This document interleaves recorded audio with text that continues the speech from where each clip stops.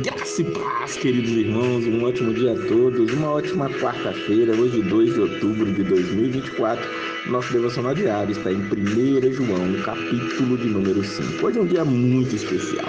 Hoje completamos exatamente um ano de devocionais, ou seja, no YouTube você tem todos os capítulos do Novo Testamento comentados nos nossos devocionais. Um ano dizendo graça e paz, queridos irmãos, um ano de grande alegria. Vamos fazer um vídeo especial comemorativo dessa data tão especial e nós vamos estar ali falando mais sobre o que eu tenho aprendido e quero neste outro vídeo que vocês também comentem o que tem sido para vocês estarem participando, ouvindo, sendo agraciados pela palavra de Deus a cada manhã, a cada dia, e para mim uma grande satisfação deixar isso gravado para a posteridade, onde todos podem consultar todos os capítulos do Novo Testamento. E claro, não vamos parar, vamos continuar gravando e levando a palavra de Deus adiante até a volta do nosso Senhor. Hoje nós vamos estar tratando de 1 João, capítulo de número 5.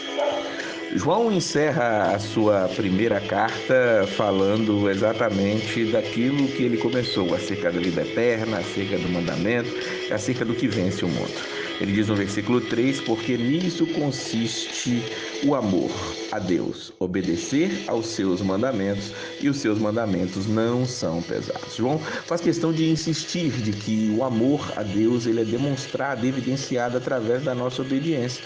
Então nós temos que obedecer os mandamentos de Deus. Esses mandamentos não são pesados. Quando nós fazemos alguma coisa por amor, aquilo não se torna pesado.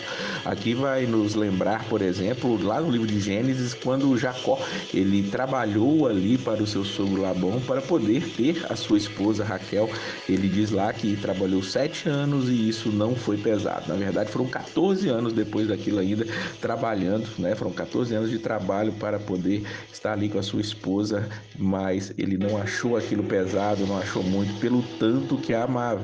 Essa é a ideia. Será que amamos a Deus? Se amamos a Deus, seus mandamentos não são pesados, nós fazemos com grande alegria, cumprimos com grande alegria aquilo que o Senhor tem dito para nós. E aí ele vai dizer que aquele que é nascido de Deus, ele vence o mundo. E como é? Qual é a vitória que vence o mundo? A nossa fé. E quem é que vence o mundo? A nossa fé, ela é aquela de quem crê que Jesus é o Filho de Deus. Então, se você crê, se você tem fé que Jesus é o Filho de Deus, você já venceu o mundo não tem poder sobre a sua vida. Você é um filho de Deus, nascido de Deus, e essa ideologia mundana, essa ideia de que precisamos estar por cima, essa ideia de que precisamos estar vencendo pessoas, estar passando por cima de pessoas, ela é lançada por terra. A ideia do que o mundo ensina é exatamente o contrário do que Jesus ensinou. Nós temos que aprender aquilo que Jesus ensina para nós, para que nós possamos vencer o mundo. E isso é através da nossa fé que nós vencemos. No final da carta, ele vai dizer para todos aqueles que eles estavam ouvindo e também para nós, que ele escreve essas coisas, vocês que creem no Filho de Deus, para que vocês saibam que tem a vida eterna. Veja que João não está dizendo que nós vamos obter a vida eterna, mas se nós já a temos, se nós cremos que Jesus é o Filho de Deus, a nossa fé é de que Jesus é o Filho de Deus. E entenda, crer que Jesus é o Filho de Deus é crer que ele é o próprio Deus, porque é isso que na época de Jesus se dizia acerca de um filho. O filho tem a mesma essência do pai. E ele vai deixar isso claro aqui no versículo 20. Também, sabemos também que o Filho de Deus veio e nos deu entendimento para que conheçamos aquele que é o verdadeiro. E nós estamos naquele que é o verdadeiro, em seu Filho Jesus Cristo.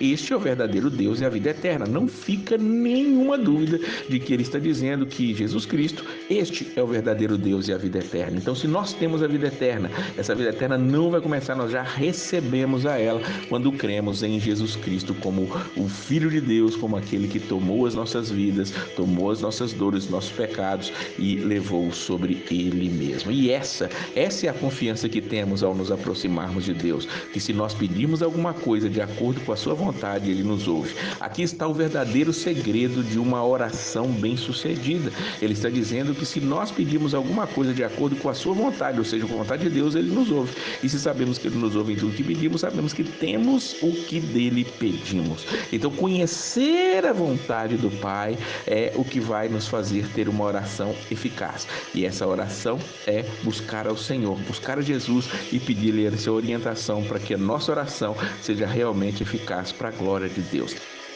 Ele, ainda no versículo 18, vai falar um pouco mais sobre aquele que é nascido de Deus. O que é nascido de Deus é aquele que vence o mundo, como ele já deixou muito claro para nós, mas ele também não está no pecado. Aquele que nasceu de Deus o protege e o maligno não atinge. Aquele que é nascido de Deus, ele não vive na prática do pecado. João insiste nisso. Ele sabe que nós pecamos, se não pecássemos seríamos mentirosos, mas ele já deixou claro que nós temos um advogado a quem nós podemos recorrer caso pequemos, mas entendamos que nós não vivemos na prática do pecado, habitualmente na prática do pecado.